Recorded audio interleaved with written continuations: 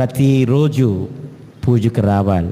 మిగిలిన వాళ్ళకి కూడా నేను చెప్తున్నాను, మగవాళ్ళు చేసే ప్రార్థన శక్తివంతమైంది. ఇంటికి యజమాని ఎవరు?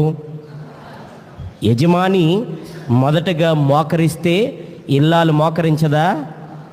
ఎస్. భర్త మోకరించి ప్రార్థన చేస్తూ ఉంటే ఇల్లాలు మొబైల్ చూస్తూ ఉంటుందా? నో, ఎట్టి పరిస్థితుల్లో జరగదు అది. యజమాని మోకరించాలి, ఇల్లాలు కూడా మోకరిస్తుంది.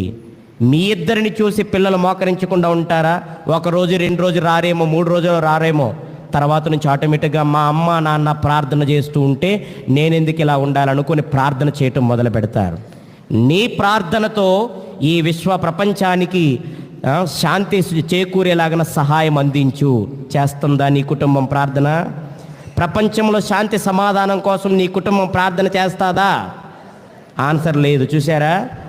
చేస్తాదా?